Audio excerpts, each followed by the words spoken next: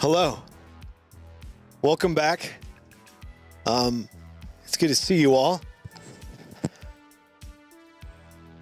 Citizen Sleeve and Trap, Sarcastic Warlock. You guys are making me hungry.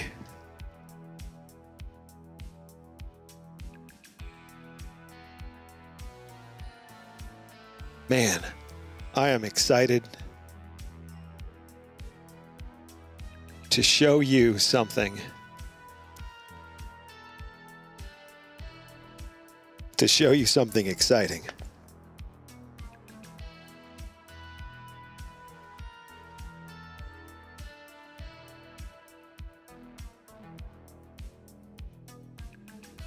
I hope you're excited to see something exciting. Because it is very exciting. All right. Here's what happened. I was cleaning up and I was going through boxes of space parts. Most of them, something sounds weird. Still trying to play catch up with the Citizen Sleeve, and it already being tomorrow. And I thought maybe if I change the sample rate on my audio, it'll help me get there faster. Turns out that's not how sample rates work. You'd think I'd know that. But there's a lot that I don't know. Hey, Wernetta. Good evening. Good to see you.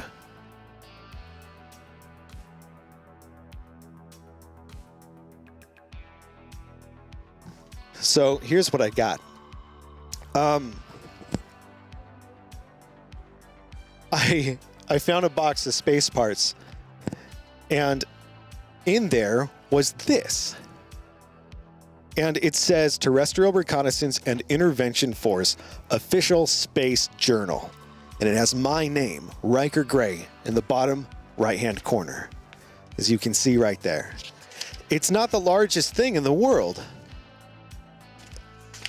but it's something. And I guess the reason why I'm so excited is I don't have any recollection of this document in any shape or form, digital or I would never type up. I mean, I type up stuff all the time, but I wouldn't type up notes or a journal and then print it. That is like so not a thing that I would do. So it's really weird, right? Not only do I not remember putting this together, but it's not even something I would do to put it together and to print it out and then to throw it in a box of random space parts. And here's the most frustrating part is that it's all written in like space language. Like every page, every single page. I don't know if you can you see?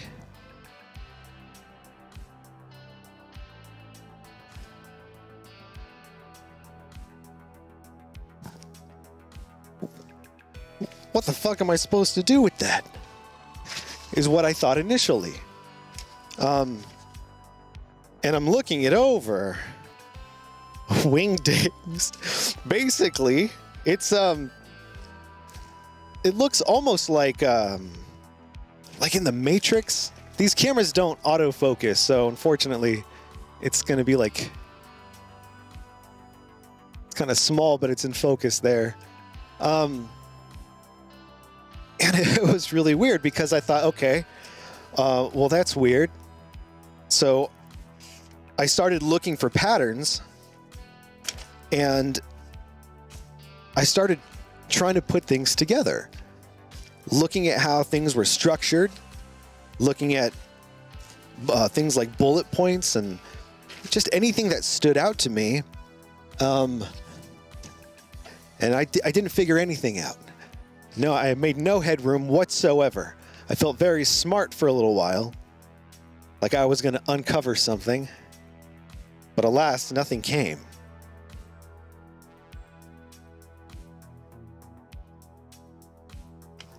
And looks like Sumerian, you need an Egon Spengler? I have no idea what that is, but that sounds like quite a thing. I probably do. But no, it gets better, okay?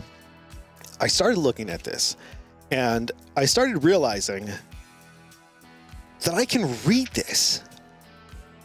Like, I know that sounds crazy, and it is. It's absolutely crazy. It's impossible. But it's true. I mean, and it's not like fluent, but if I stare at it, it's almost like I'm remembering how to speak a language. It's almost like you had a dream, and in your dream, you can speak another language, and someone's talking to you in another language, and you think, oh, well, I can't communicate with you because I don't speak that language. But you realize that you're understanding everything that they're saying. You're following everything that they're saying.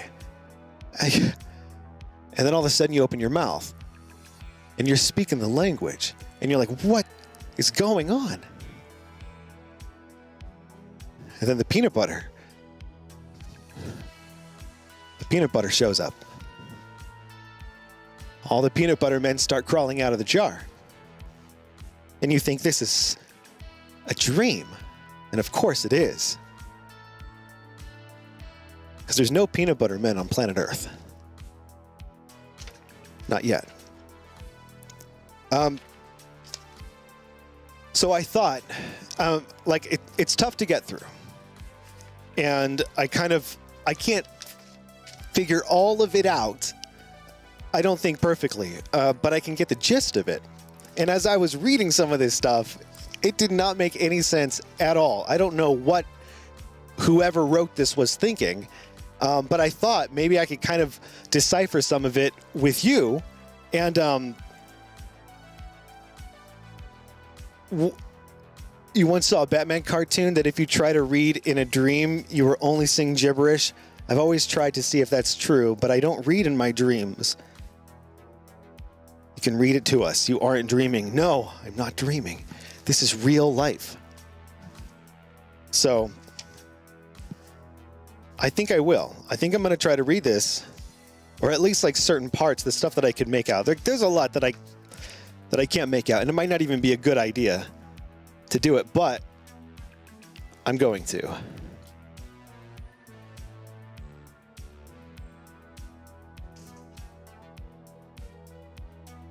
Ghostbusters?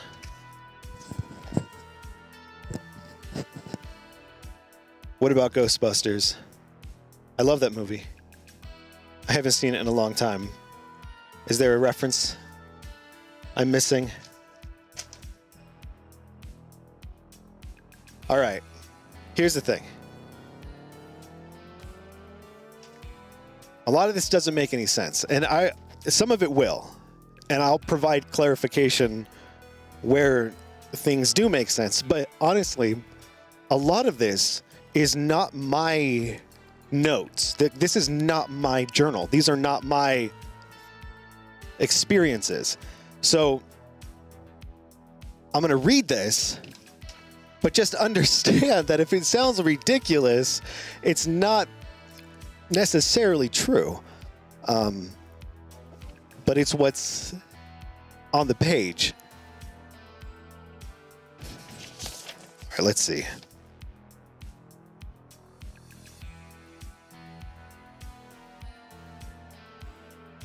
All right, like the first, it's not in any sort of order or anything.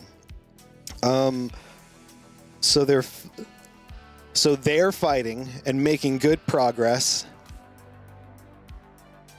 Things are looking up for our heroes. But then Valen or Valem,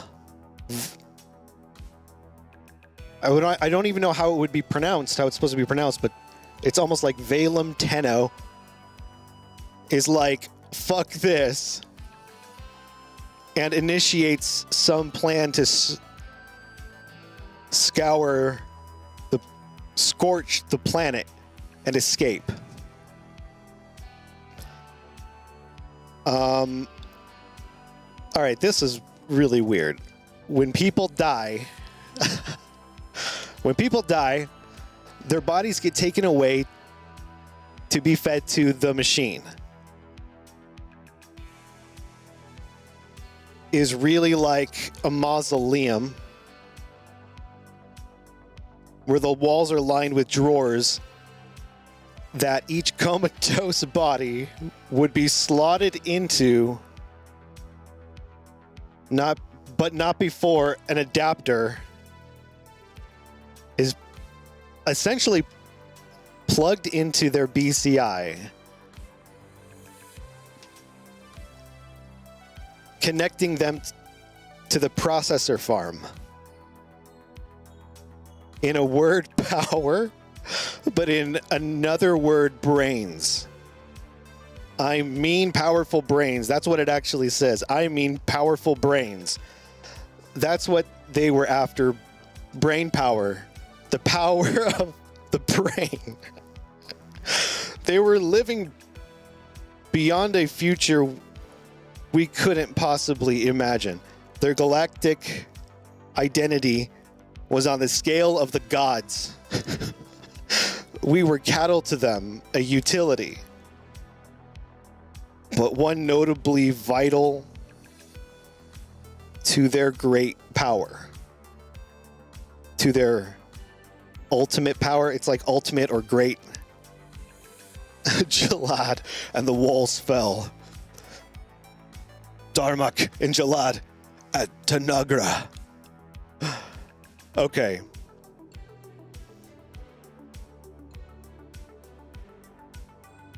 It's like the brain is so powerful, even if it's slower than a machine, its adaptability is more than backs up, makes more than makes up for it. So part of it is I'm just an idiot, and then part of it is it's in a very, very strange language that I'm trying to make sense of. I can't blame it all on that, though.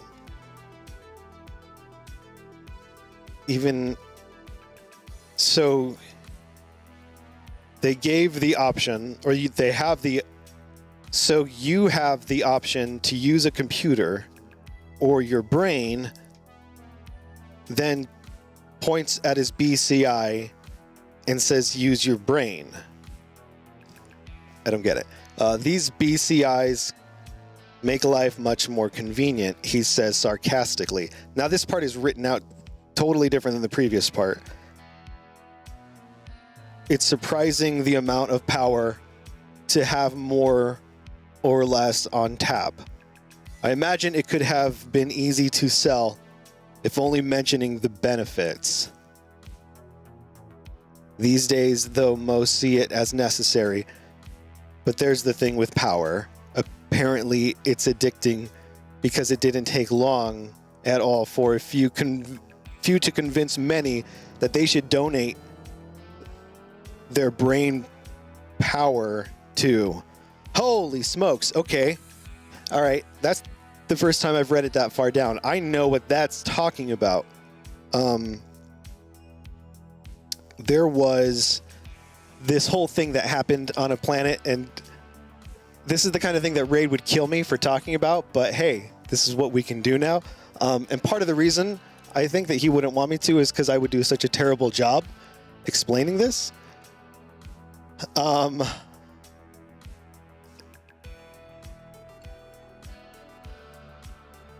Basically, I'm going to convert it into ways that you can kind of comprehend that's more relevant.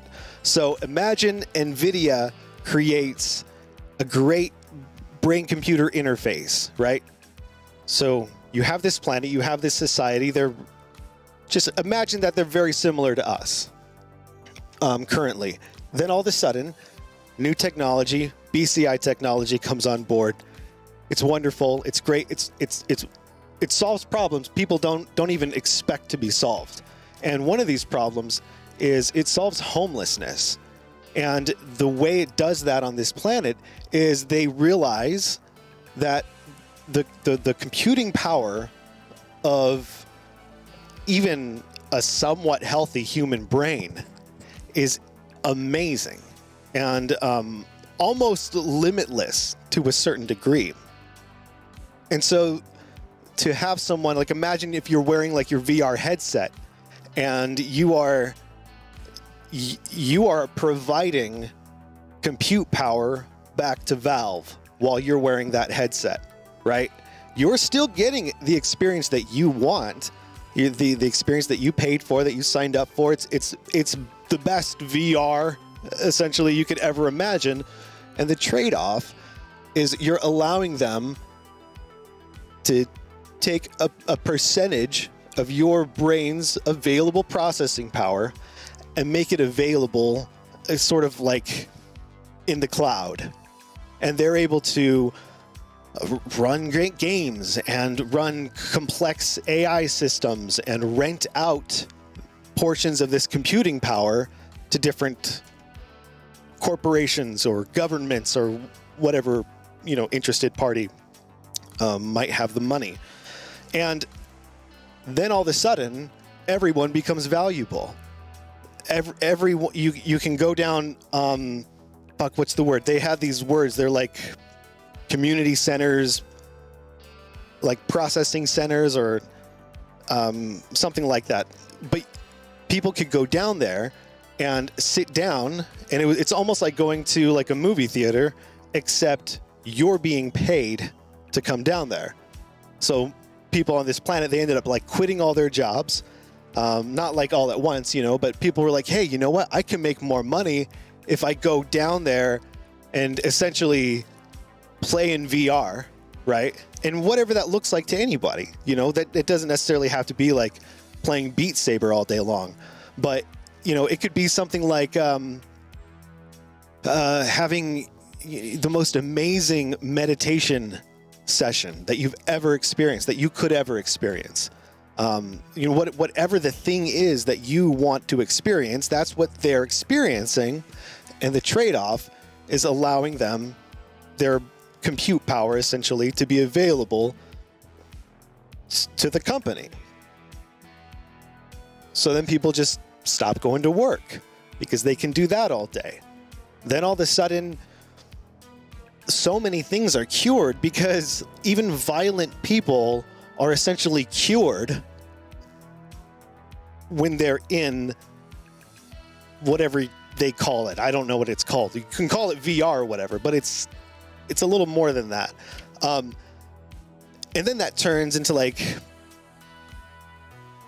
essentially the whole planet became a processing farm available to other planets and other governments and other entities. And there's some interesting things about this compute power that is still even relevant today all the way out here. And I'm curious if any of that is in this. It probably isn't. But even if it's not, we'll get to some of that. Okay. What's next? So that's what I think is being referenced here with the BCIs and all that. It is not Earth-like at all. All right, this is a totally different section, and it looks all different, like the formatting.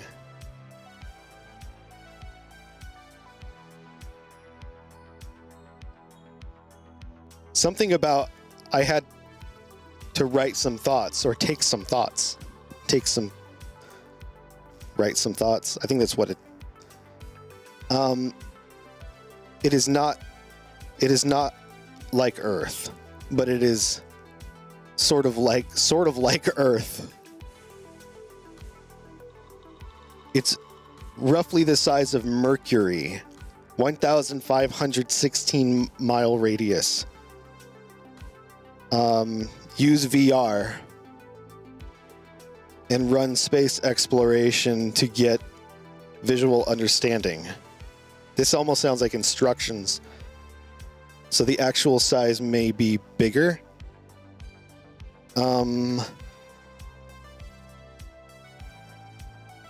Lower gravity. No, not lower gravity. Smaller planet. Similar gravity. Same. Fuck. I'm skipping over like every other word because I can't make sense of it.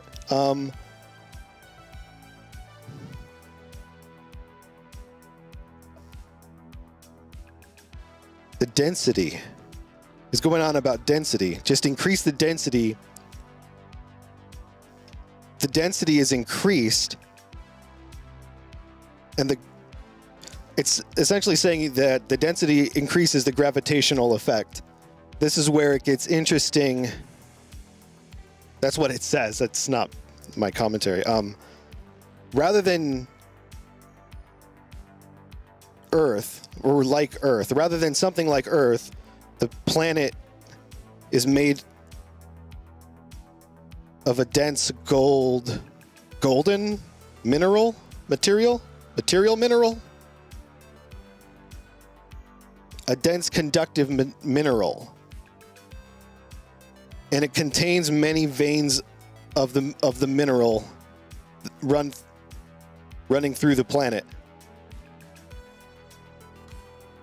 And they repurposed the dense and then, in quotes, conductive mineral veins to serve as the electrical distribution network.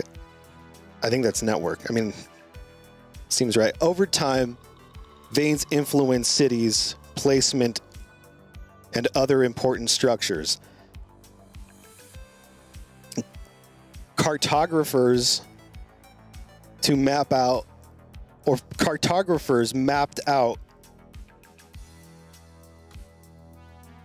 Essentially, it's like the cartographers mapped out the gold veins that ran through the planet.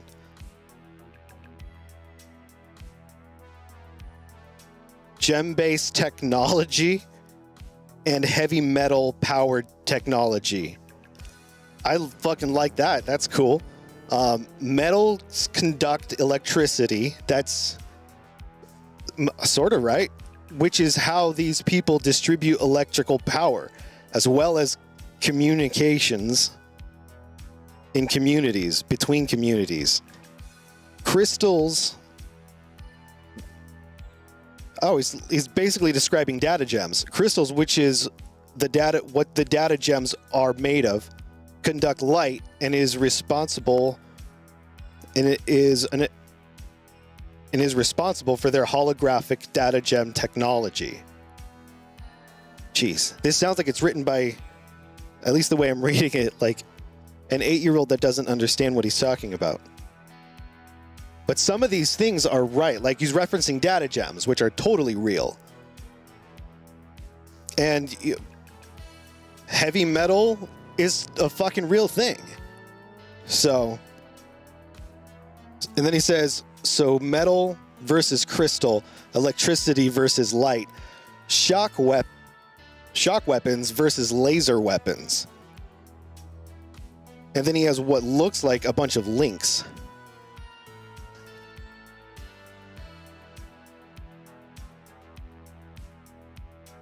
You had your data gems on list of things that you wanted to talk about.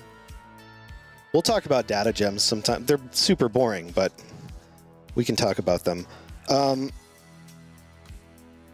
right, and this is another spot that talks about this planet. Very Earth-like in terms of gravity, mineral composition, wildlife, but with unique species, some similar to what we have on Earth, and others quite unique, but still environmentally logical. I'm assuming that's yeah. Despite being smaller than Earth, gravity's force extreme gravity's force. I think it's like gravity's force is the same due to the extreme density of the minerals in the veins. Fucking minerals, man. There you go. It's fucking healthy planets. It's got its minerals. Running deep and long through the planet are minerals. Fuck. There's a shitload of minerals in this planet, or mineral veins, made up of electrically conductive minerals. Those carry the electricity that generate across the land. Locations of veins influenced where towns were built. All right.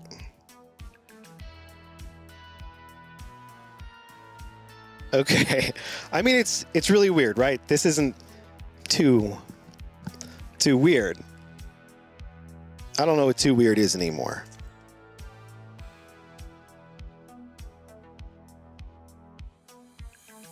What the fuck?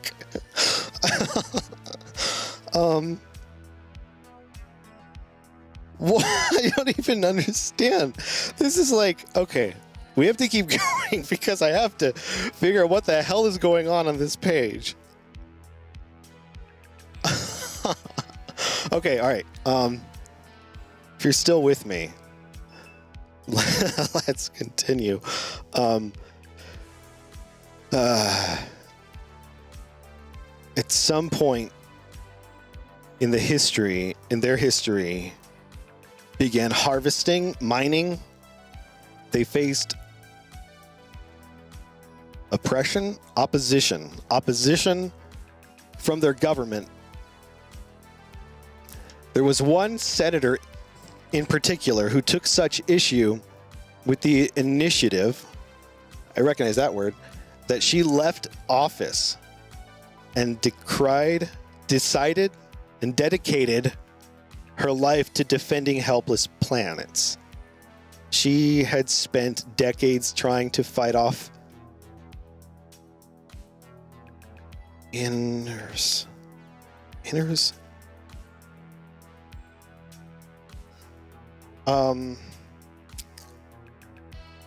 I almost want to say invasions.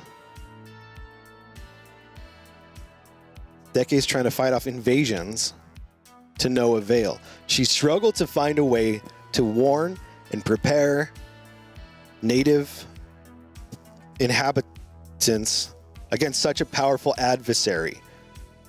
But alone, the best she could do was warn and prepare alone.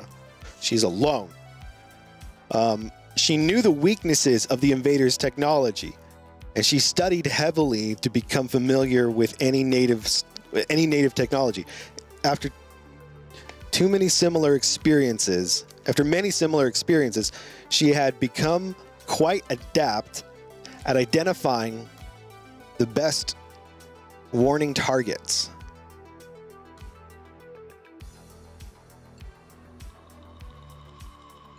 One of her targets, which was young. Fuck. The names are like impossible because they don't make any sense. You can't translate them. I'm just going to call him Rocky because it kind of looks like Rocky. And Rocky's a badass. So hopefully this guy's a badass. The one who didn't run. All right. And this is one of the parts that I saw earlier. And it's one of the things that because I was just glancing through and I saw this. And when I got to this part, I was like, okay, I need to wait and I need to read this with everybody because this gets really weird. Yeah. All right. Ryker, that's what it says, is given a modded monocular something, some word like that, by the woman in the forest. And he uses it from high. Or maybe he's high when he uses it. I don't know. Once they figure out how to release and retrieve all the dead, they begin to communicate with other groups who are taking other, and this is in quotes, data tombs, or what they are called, and tell them what to do. The other outfit follows the instructions and activates the release and revive program, but it isn't aware what is about to happen, as countless sleeping bodies of the men and women long thought deceased begin to regain their consciousness. The group of men has no idea what is happening. Right? So now it's like a fucking zombie story. This is in quotes. Something is going on over here. What the hell is that sound? Yells a soldier over the radio. And it does say radio. Ryker grabs his radio and says, Ryker grabs his radio and says, "That's the undead." Now, all right, this is what it really says. And the other names are so freaking weird. You can tell their names because they're so weird. These are super obvious. Where it says like Ryker and stuff. And then this name may be familiar to one of you. Ravenholm then responds from his radio to say, "They're not as bad as they sound. In fact, I think I know one of these guys." Ryker notices a particularly jacked beefcake of a man and approaches him. "Just want to let you know we've recovered the database, so if you have any questions, we might be able to find some answers," Ryker tells this unknown hunk. The man is distracted by his own glorious body. He looks in awe at the perfect muscles bulging from beneath his flawless skin. He was clearly very confused. Ryker places his hand on the shoulder of Mr. Confusion over here and says, "Come with me."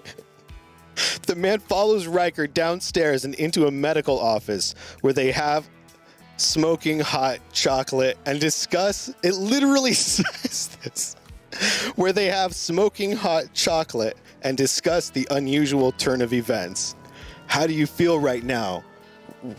Ryker says it. Ryker asks, "I feel great. I feel like a young man again. How can this be?" asks the man.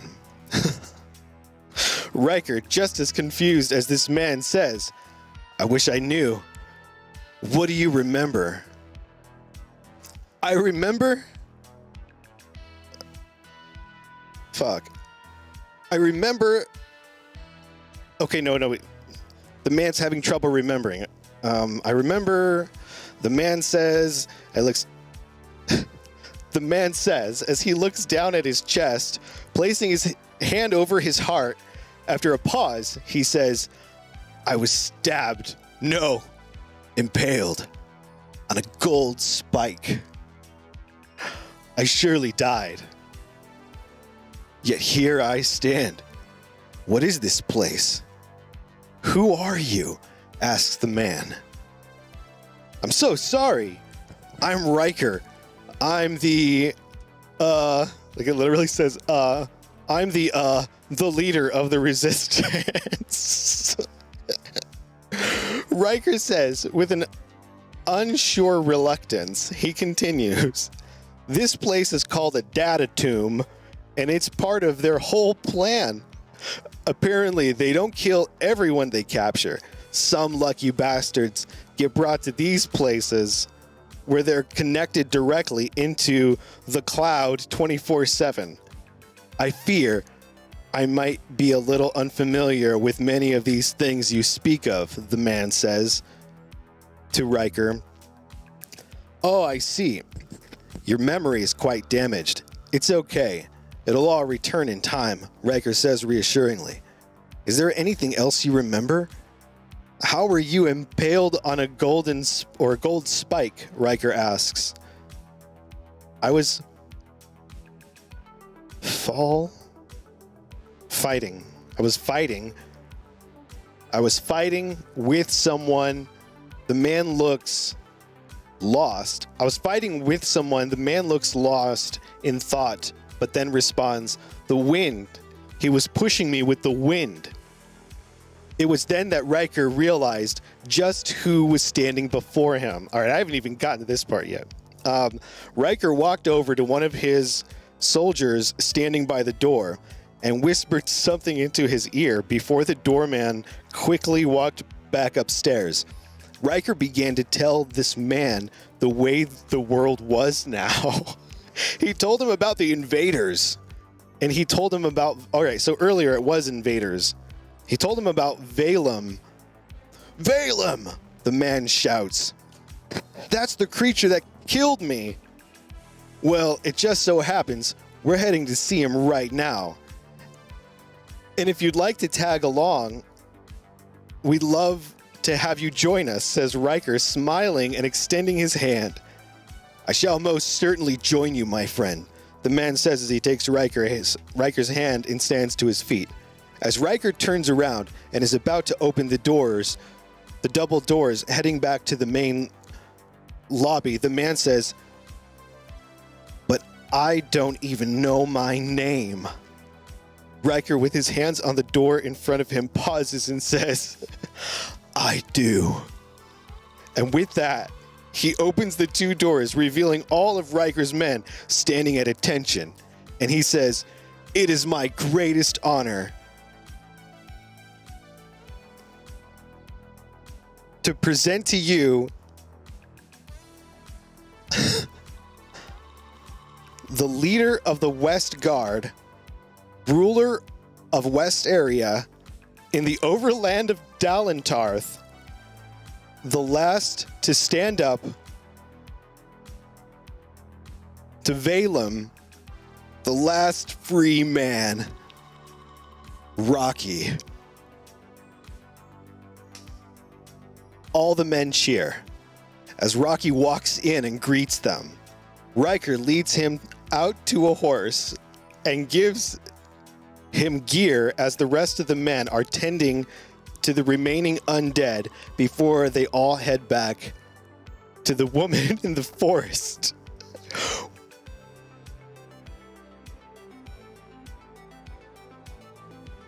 Once they arrive at the woman in the forest's place, Ryker tells all the undead to go. He still calls them the undead. The undead, but they're just like Rocky. They're not fucking zombies or anything. They're just alive and in peak physical condition, apparently. To go pick up their weapons. Just then, Rocky pulls him aside to speak with him. Darius, a fellow soldier and a dear friend, has been found. Or has he been found? Rocky asks. I'll check the database, says Ryker, as he initiates a database search using his wrists. His wrist. Oh, his wrist. R-I-S-T, a wrist. That's a really neat piece of technology. We'll talk about that later. No record found, it says. I'm sorry, Rocky. A lot of people didn't make it to the data tombs, Ryker says empathetically. Rocky's heart breaks at the realization that he led the rest of his men to their graves. He should have listened. They all could have made it out with their fucking families. Perhaps all of West Area could have been fine, but instead, Rocky chose to fight a pointless battle against an unstoppable enemy. He now remembers Valem showing him the mass grave before killing him. My pride clouded my judgment. and it's cost so many people their lives, Rocky tells Ryker as he nearly buckles beneath the weight of the guilt he feels. On the contrary, my friend, had you escaped outside the overland, you would not be standing here beside me today, mere moments away from defeating Valem and saving our planet. We've been waiting for each other and didn't even know it, Ryker assures Rocky. I'm really glad I named him fucking Rocky, because now it's like, it just sounds cool, Ryker and Rocky. All right, Ryker leans against a nearby fence, looking off across the sea, as he says, "It wasn't until I met you that I believed we even had a chance." Ryker confesses, "This whole time I believed I would die. And then all these people started joining me, and I believed that they would die too. And I felt bad about it. But they needed a leader and mistook my foolishness for bravery and assumed I knew what the hell I was doing." Oh, Ryker. "Before I knew it, they were following me to my death, and most assuredly theirs as well. At that point, we were well past the point of no return. I had no choice but to commit to the cause and hope that dying for something might bring greater satisfaction than living for nothing. But at every turn, things become more and more clear. And now, standing beside the last great warrior of Dalentarth, despite the ocean of time between us, I must say, I actually believe we're gonna win this fight."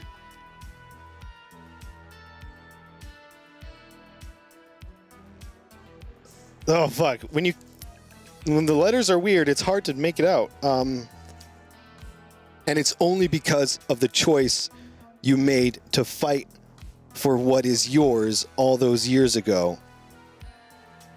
Oh, he's telling Rocky it's only because of his choice that he made all those years ago.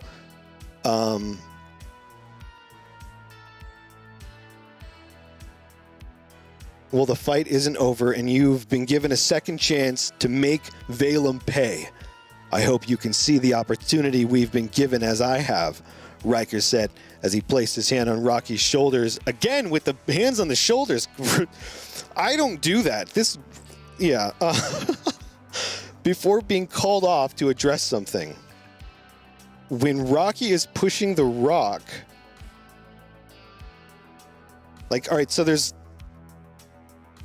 another section that's written totally different, but it's still Rocky, I guess. When Rocky is pushing the rock, he is using all of his effort. Don't ask me what rock. I don't fucking know what rock he's pushing. And I don't know that that's rock, but I think that's rock.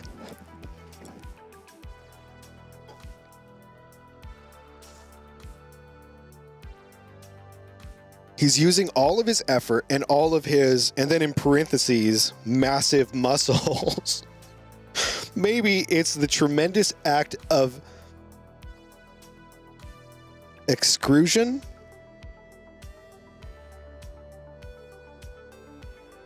Excursion? Exertion? Something. Maybe coincidence. Maybe it was fate. To be given one last chance to remember what it was he lived for so very long ago.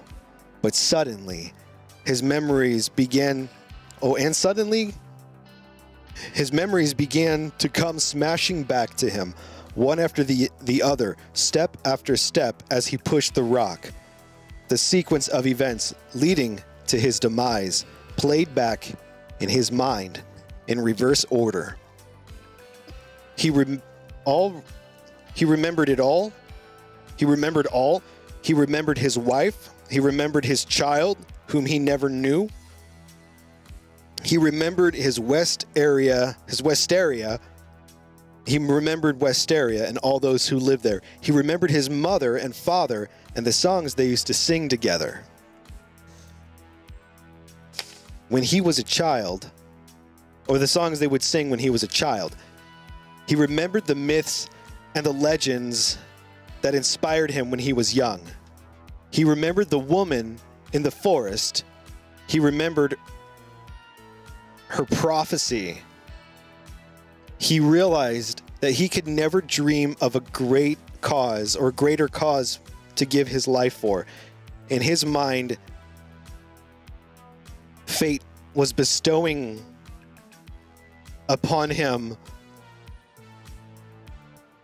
a great honor, something like a great honor, to save his species from extinction. With each memory, his strength seemed to increase as he remembers all that was taken from him and his people, his anger towards these invaders, and his gratitude to have a chance at one final strike, one final fight for dominance over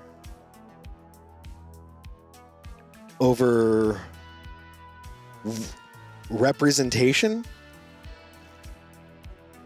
On Rocky's scowling and smiling face, I don't get it. What the fuck? Penelope Cruz! Rocky yells out. That's literally what it says. And is Penelope Cruz! Rocky yells out and is overwhelmed by the emotion of reintroducing her name to the planet again. Fuck. He looked at the ground he was marching on. He noticed a familiar color of the grass and the dirt. His eyes looked up to the distance, his vision blurred by the sweat and tears in his eyes. He quickly wipes his eyes, revealing a snow-capped Terramere peak. Their names aren't that weird, like on his planet, I guess. Sparkling brightly from the bits of the exposed golden mountain beneath the bright snow. So this is his gold mountain, or planet. He continued to push, and as he did, the light in the generator grew brighter and brighter. Now we can only see his silhouette against the bright generator light.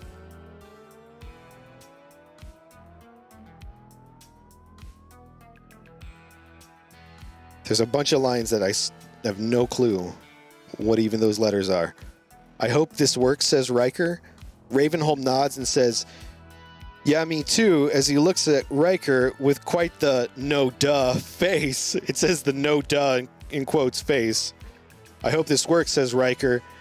Yeah, me too, Ravenholm says with the no duh face. From behind the two of them, one of the undead soldiers yells out, I also hope this plan is successful. Ravenholm is surprised and darts his head behind him to see who said that. Ryker looks ahead and laughs quietly, but grins from ear to ear. Additional men proceed to loudly state their bold desire for everything to go according to plan. They are an easy to motivate bunch, it says. Remember, they come from a time of the epic pre-battle monologue. They are warriors, some who fought countless battles and since have been scientifically neutered to maintain a state of... Wait, okay. So there's two different groups. Some of them are warriors, and some of them have been scientifically neutered to maintain a state of peak physical and mental condition? I don't understand. They were angry. They were armed with gold weapons, and they knew how to use them. They had nothing left to lose. Gold is not super strong. So I don't know if they make the best weapons, but I mean, you definitely hurt somebody. You can kill a guy with a gold spike, you know, you can hit a guy in the head with a gold brick and really mess him up.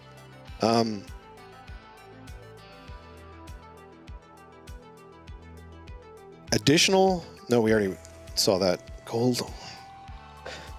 Meanwhile, back at man's back at man's bunker, the capacitor is seconds away from striking. The woman in the forest rushes everyone out to the surface. As the gold throughout the walls would certainly create a shock chamber with this amount of energy. My God, he's going faster than I thought. We need to get out of here now, he said to everyone in the room as he rushed for the ladder and climbed up to the surface. Everyone followed. Don't touch anything gold, the woman in the forest urgently said to everyone. Hold on, I gotta fix something.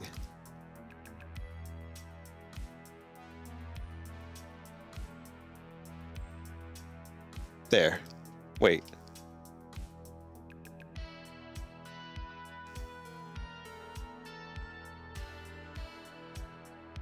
Some of these notes are just disappearing. And then some of them are playing too much. It's weird. I'll figure that out later. We gotta figure out what the fuck happened to Penelope Cruz. Yeah. It's going faster than I thought.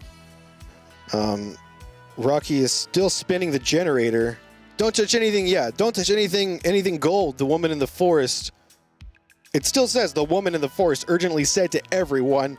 Rocky is still spinning the generator with all of his might, but he's really worn down now. He's soaking wet, and his bottom half is covered in mud from all of the stomping.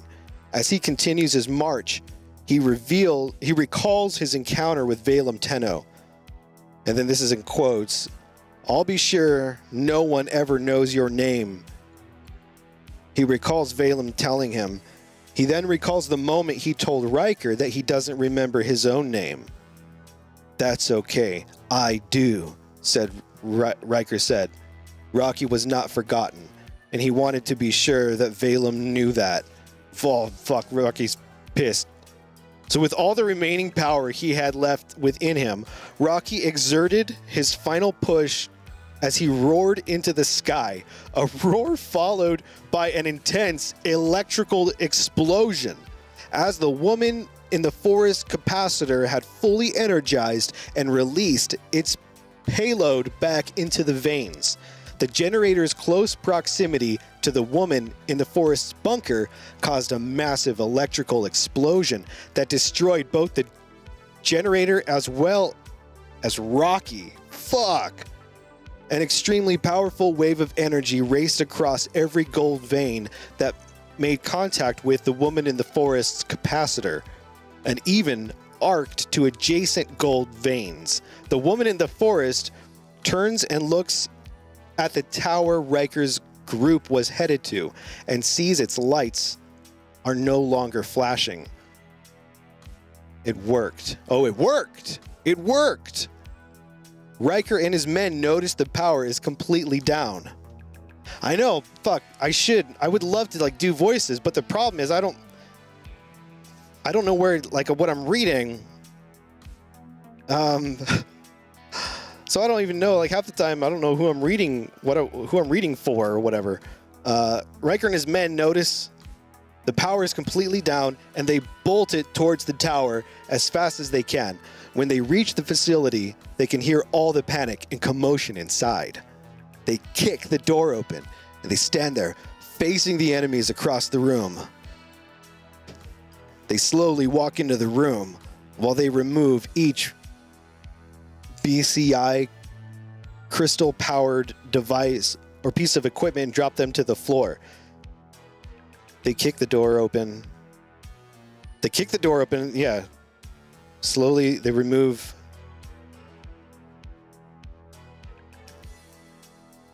Yeah.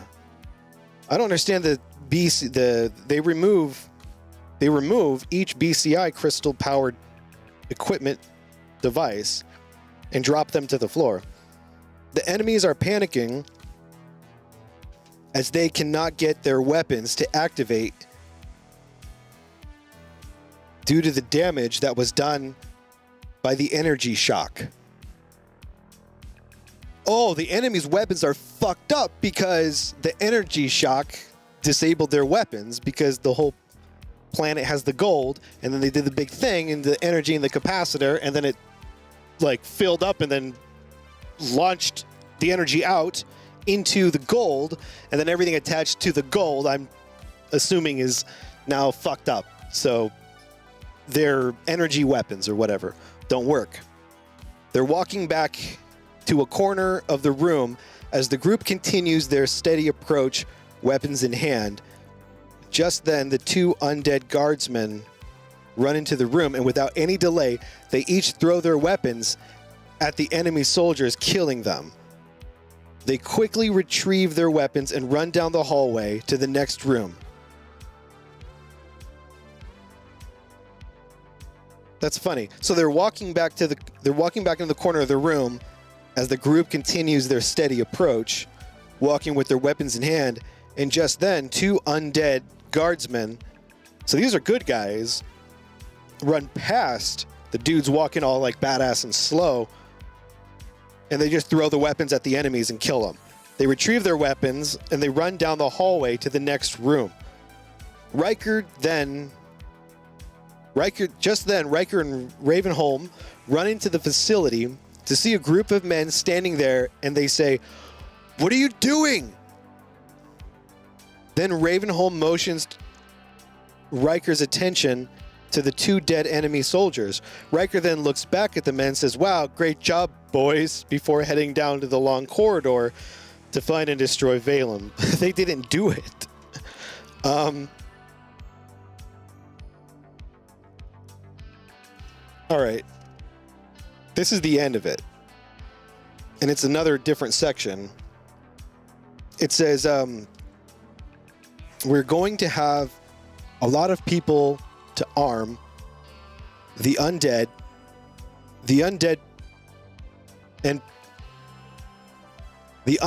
and like people who've joined the cause. So they begin an effort to make lots of weapons. They're extremely limited in supplies, though. All they really have is trees and gold. Gold is soft enough for them to work quickly, and they amass an impressive armory of diverse weapons that make brilliant use of their limited resources. The rebels who join Ryker can also use the modded weapons. Modded blades each have two capacitors that, when charged, will release a powerful electric shock into whatever it touches. After every second strike, the blade needs to be recharged by touching it again against a live vein. Fuck, that is cool. So it's like a knife. It's like a bladed weapon of sorts, some sort of knife or like machete or something. Like Sarcastic Warlock knows what it is. Actually, holy shit. I can't believe I just now put that together. Holy cow. You guys. It's like Sarcastic Warlock. Like it's talking about golden knives, and he is the man with the golden knives. All right, that's just amazing. All right. So it's golden knives with capacitors, two capacitors that when charged will release a powerful electric shock into whatever it touches. After every second strike, the blade needs to be recharged by touching it against a live vein. So I guess that's like the native people's electric conductive weaponry sort of thing. This is uncanny. Indeed it is. So many knives.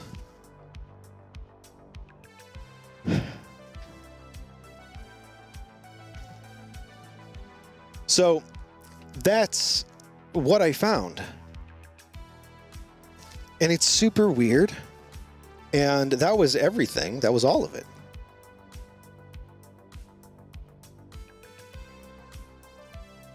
And I need to go back.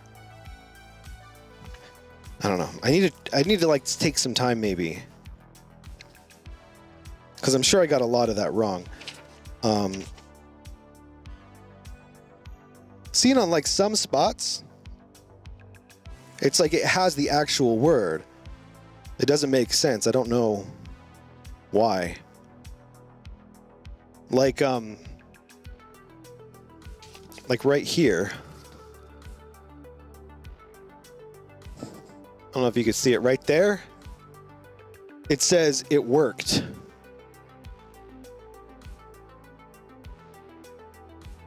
And then what else?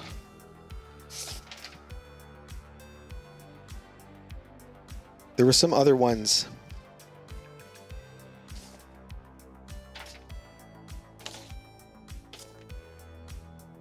And sometimes I swear it looks like it's upside down.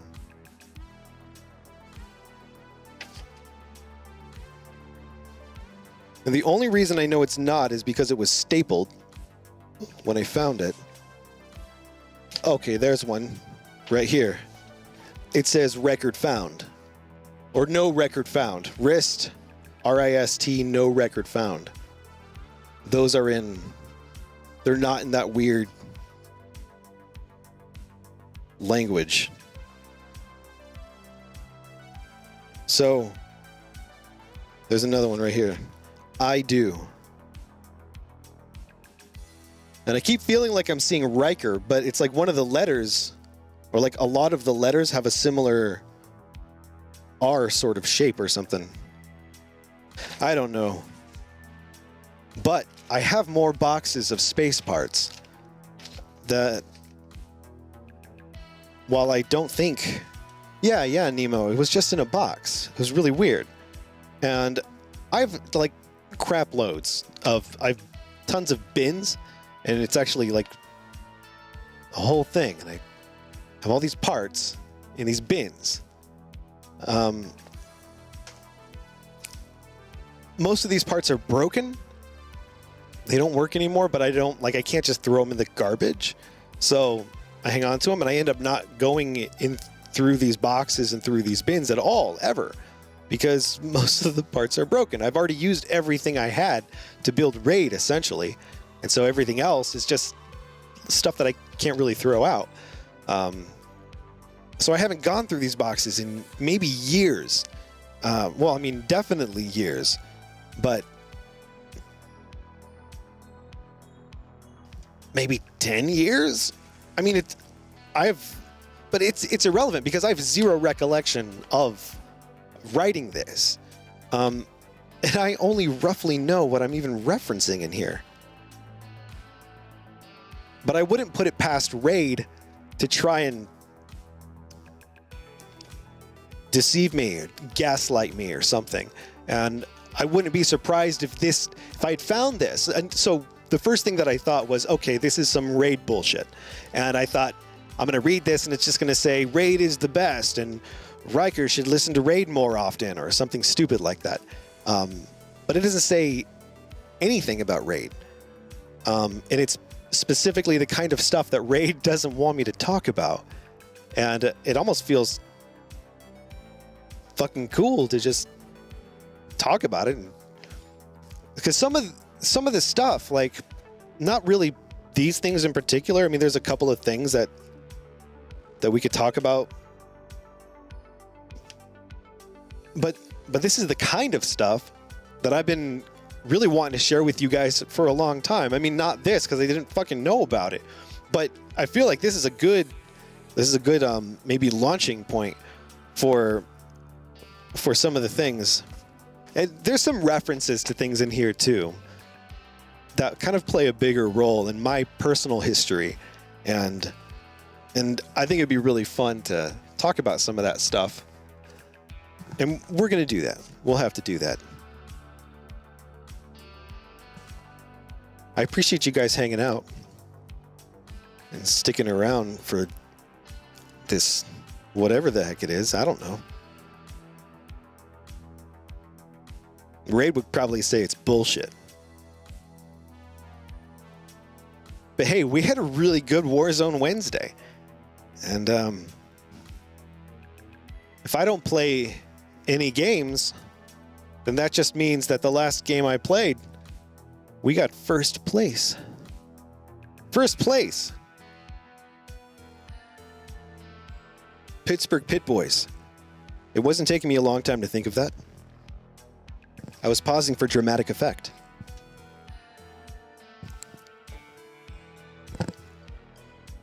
All right, everybody. I hope you all had a good night, despite not playing any games. Also, Boltar helped me figure out how to get my voice to come through. He somehow routed it inside the TRIviz so that now my voice affects the TRIviz. Because when he was doing it, I was like really jealous. I thought it was super cool. So now I can do it too. I hope it's not too distracting though. I didn't really notice when I was reading until, well, I didn't really notice until now that it's really bouncing around up there, isn't it? Ah! Ah! Ah! It's like it's laughing. It's laughing. That's so funny. Yeah, look at it go. Oh, man. Okay. All right, everybody. I appreciate you all listening. Please let me know if you guys have any thoughts about this, about what we read. If any of that stuff sounds like anything you guys are familiar with, by all means, let me know. Renetta, if anything it rings a bell, you know, drop a message in the space chat. I want to get to the bottom of this, and I'm going to go through the rest of those boxes over the weekend, and I'm going to see if there's any other fucking journals or, I don't know, historical documents of any sort. And if there are, then hopefully we can, piece these things together. All right. Have a good night. Thanks for hanging out. I appreciate you all, and I'll see you tomorrow.